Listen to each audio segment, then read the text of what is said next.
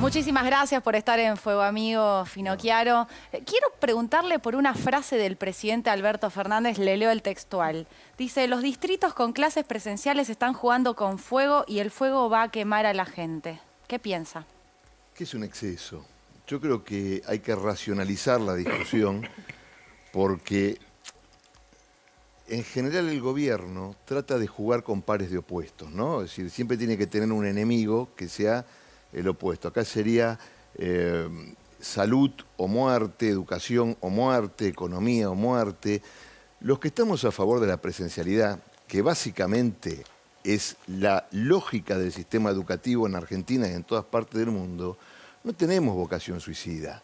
Es decir, la posición nuestra tiene que ver con que debe haber clases presenciales donde se pueda, cuando se pueda, y cuando a criterio de la autoridad sanitaria local, que es la que mejor conoce el estado de la salud en su distrito, haya peligro, entonces se suspenderán las clases provisoriamente.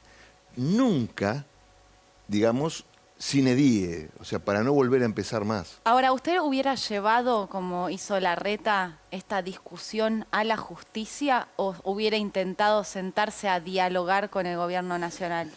Bueno, es que el diálogo, según nuestra óptica, le interrumpe el gobierno nacional cuando dicta el DNU, pero además, sin consultar con las jurisdicciones, pero además con una cosa que tiene que ver con lo siguiente. Acá estaba vulnerando la autonomía de la ciudad de Buenos Aires, que tiene una autonomía igual a una provincia, ¿no? Y sí, yo para garantizar el derecho a la educación, que para mí es un derecho humano esencial, básico, que hace a la dignidad humana, hubiese ido a la justicia y hubiese ido a la Corte Interamericana también. Ahora, más allá del trámite judicial, ¿no? Trota decía ayer, creo que Alberto Fernández también hablaba de la tasa de incidencia, ¿no? De los contagios cada 100.000 habitantes. Y decía que en el modelo alemán había un parámetro de 300, 330 contagios cada 100.000 habitantes y que eso era razón para cerrar las escuelas. Y ponía de ejemplo que en la ciudad de Buenos Aires eso se multiplicaba por 3 y que sin embargo no cierra las escuelas. Sí, lo escuché porque vi el programa, pero... Y además, el ministro de Educación lo ha dicho en la última semana varias veces. En primer lugar, yo creo que al ministro de Educación le han hecho un papel, un paper, donde le han puesto algunos conceptos epidemiológicos, porque no habla de educación. ¿Se dieron cuenta ustedes? Habla de epidemiología. Pero porque la decisión se tomó porque estamos en una pandemia. Sí, está bien, pero eso lo tiene que decir el ministro de Salud, no el ministro de Educación. ¿Pero no debería ser ese el parámetro? Es que hubieran tomado el parámetro alemán el año pasado cuando cerraron el sistema educativo un año. Hubieran tomado el parámetro israelí o el parámetro español. Bueno, pero él hizo una autocrítica. El año pasado Larreta no se quejaba. Pero, a ver, el año pasado... No se quejaba. No, pero el año pasado usted recordará que en agosto del año pasado la ministra Acuña fue a hablar con el ministro Trota para que comiencen las clases en la ciudad de Buenos Aires. La ciudad de Buenos Aires fue la primera. No, pero, perdón, ministro, volvieron las clases... Ex-ministro, perdón. Volvieron las clases de maquillaje.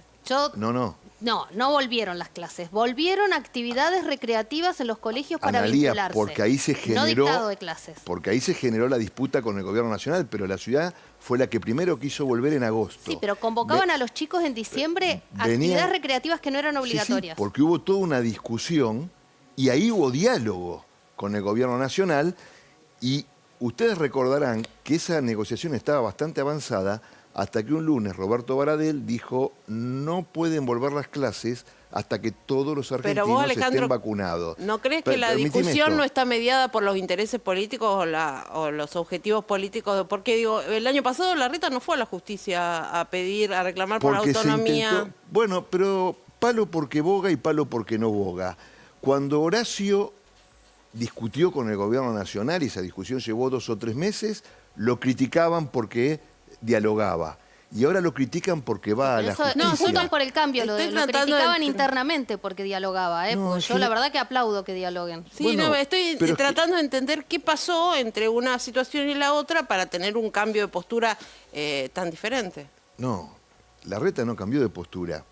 Larreta en agosto empezó a negociar con el gobierno nacional para volver a abrir las escuelas, ¿sí? Baradel salió un lunes a decir que no se podían abrir y el ministro de Educación, que tenía muy avanzada esa negociación, dijo que no se podían abrir. Quien cambió la posición fue el gobierno nacional, que estuvo todo el año militando el cierre de las escuelas y después de una carta del expresidente Macri el 15 de enero, 5 días después, el presidente de la República y el ministro de Educación dicen, bueno, hay que volver a la presencialidad. De hecho, el ministro de Educación hace un consejo federal, votan la presencialidad y a las 2 horas el presidente de la República saca un decreto. Eso es cierto. Ahora, yo te pregunto, Alejandro, el año pasado hubo clases virtuales. Pero no es cierto así nomás, no, es cierto. Es cierto, te estoy diciendo es cierto, hubo una contradicción. Él decía una cosa y a la noche Alberto Fernández dijo otra. Pero lo que te quiero preguntar es lo siguiente. ¿Hubo clases virtuales el año pasado en la ciudad? Sí. Sí. No, más o menos. Sí. Bueno, es lo que dice No, a lo que quiero llegar es, ¿por qué ahora no se puede? Porque, en primer lugar, la virtualidad está muy bien como complemento de la presencialidad, ¿sí? La lógica del sistema educativo, por lo menos en la educación obligatoria, jardín de infantes, primaria, secundaria, es la presencialidad, porque en la escuela pasan cosas, porque no solo aprendés saberes significativos, sino que también... No, nadie discute que la presencialidad es mucho mejor. Digo, en la excepción ante estos números catastróficos de contagios y muertes. Mirá vos los números. Del 19 de abril al 19 de mayo, sí, en la ciudad aumentan de 3.000 a 3.060 casos, ¿sí? En la provincia, con las escuelas abiertas, sí, en la provincia de Buenos Aires, con las escuelas cerradas, aumentan de 10.000 a 14.000 casos, ¿sí? ¿Dónde están los números? ¿Vos decís que no hay incidencia con los colegios? No digo que no hay incidencia. Lo que yo digo es que si el derecho a la educación es tan esencial como todos creemos y como todos declamamos, hay que buscarle la vuelta. Si el problema es la circulación, entonces hay que buscarle la vuelta a la circulación, alterar los horarios, tomar a todas las empresas de transporte, ¿sí?, que hoy están fundidas y trasladar... No, sí, eso se hizo ya en la ciudad. ¿Cuál sería la ventaja, digamos, para el gobierno nacional de cerrar las escuelas? Claro. Bueno, a ver... Estoy tratando de darle vuelta... ¿Cree que se beneficia el presidente cerrando escuelas? Bueno... Yo creo que ningún padre está contento con cerrar las escuelas, ¿no? Digo, está claro que hay una situación que obliga a eso. La gente en general no está contenta con lo que está pasando. Y ustedes lo han visto en una encuesta de Poliarquía el sábado pasado. Entonces, a ver, el gran problema que tiene el gobierno nacional es que el Estado no conduce las políticas públicas educativas, las conduce CETERA, que está en contra de la presencialidad. ¿Te parece? Sí, absolutamente. Fíjense ustedes. ¿La pandemia acá no juega en nada? ¿No piensa que juega...? Claro que pienso que juega, por eso no estoy diciendo que tiene que haber clases presenciales o muerte. Estoy diciendo que en aquellos lugares donde se pueda y cuando se pueda, tiene que haber clases presenciales. Pero entonces todos los ministros de educación del país que se reúnen en el Consejo Federal, que en una reunión, excepto Soledad Acuña, votaron el pase a la virtualidad, ¿son todos rehenes de CETERA? Mira vos, Analía, que... Hoy hubo clases presenciales no solo en la ciudad de Buenos Aires, hubo en Ushuaia, hubo en Misiones, hubo en Jujuy y hubo en Mendoza. También en Córdoba, pero en Córdoba CETERA hizo un paro, ¿sí? Y la semana que viene se suman 14 distritos a la presencialidad. No es tan así. Ahora, está la bandera de educación, ¿no?, que ahora la muestra y la reta. Es cierto que los números objetivos de lo que es el presupuesto en educación en la ciudad ha bajado en los últimos años. ¿Cómo defendés esa bandera si en verdad históricamente no la han defendido? De acuerdo a los números, No, ¿cómo que históricamente bueno, no la los hemos números no defendido? dicen eso. Perdón, fíjate en las pruebas PISA, por ejemplo, cómo le da a la ciudad de Buenos Aires contra el resto del país. Yo me fijo en el presupuesto. El presupuesto dice otra cosa. Si querés hablar del presupuesto está muy bien. Este año claramente el presupuesto de la ciudad ha sufrido un detrimento, porque no te olvides que el gobierno nacional el año pasado le quitó casi 2 puntos de coparticipación a la ciudad. 67 millones de pesos. En los últimos años, no solo en el último, en los últimos años. Y con respecto a eso que vos decís, los últimos años, no es que bajó el presupuesto educativo. En todo caso, bajó el porcentaje del total porque se agregaron el subterráneo, porque se agregó la policía, etcétera. Es decir, como se agrandó la torta, bajó el porcentaje, pero no lo que se destina a educación. En la ciudad En la ciudad hace ya más de 10 años que hay inglés desde primer grado, que hay robótica.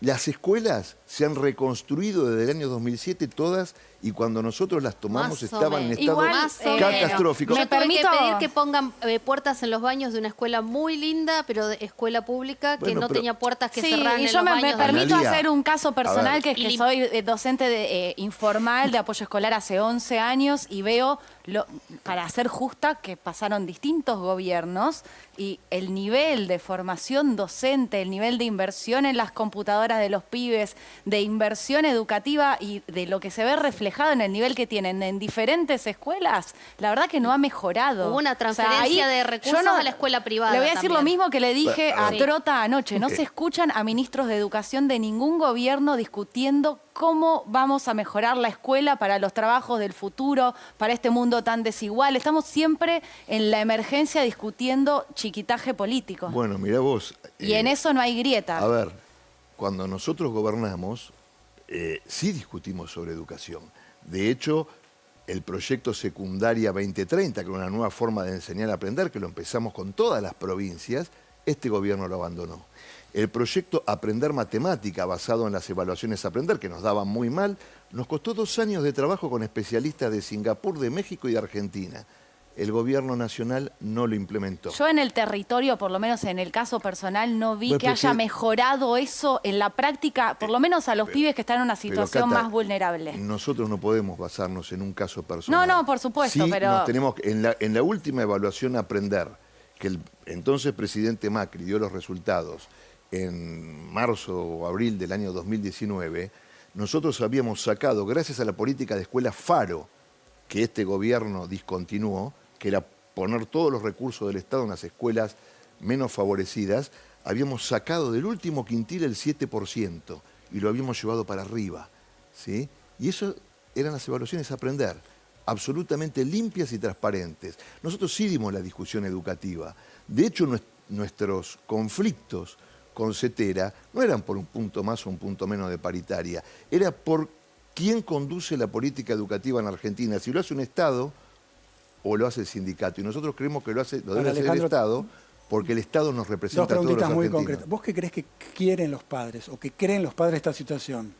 Bueno, ¿quieren presencialidad los padres? Mirá, yo creo que la mayoría quiere presencialidad. También creo que hay temores con respecto a esto, pero a ellos les digo que estén muy tranquilos, porque fíjense que cuando la ciudad tuvo que cerrar 3 días, cerró 3 días, ¿sí? El ministro Quirós habló con el jefe de gobierno y se cerró 3 días. Ahora se volvió a abrir. Y si a lo mejor dentro de un mes o dentro de 15 días vuelve a haber peligro, se van a volver a suspender. Esta pregunta me lleva a la misma pregunta que antes. O sea, si todos los padres o la mayoría quiere presencialidad, ¿cuál sería el beneficio, digamos, del gobierno de hacer virtualidad? Pero es que eso no me lo tenés que preguntar a mí, se lo tenés que haber preguntado a Trota. Te lo pregunto a vos para entender por qué. Porque, digo, me parece que hay una lógica sanitaria. Puede haber mezclado cosas políticas desde ya, pero no me parece que sea solo una resolución política porque sean rehenes de Baradel, como decís vos. No digo que son rehenes de Baradel. ¿Y que son rehenes de los gremios? Yo digo, tampoco dije de los gremios. Yo dije que Cetera conduce la política educativa en este momento del país. Eso no quiere decir que sean rehenes. Están muy contentos con eso. ¿Y en qué lo beneficia Alberto Fernández? A ver, ¿cómo que lo beneficia? Si están todos los padres enojados, supuestamente. Sí, bueno, pero ellos privilegian su alianza con Cetera. No te olvides que Cetera fue una de las grandes puntas de lanza contra nuestro gobierno durante los 4 años que gobernamos. Bien. Muchísimas gracias por venir, por responder todas las preguntas. No, por favor, gracias a ustedes por invitarme. Ojalá vuelvas para seguir hablando también de temas educativos, propiamente educativos. Cada vez que me inviten. Bueno, nos vamos a un corte y ya venimos.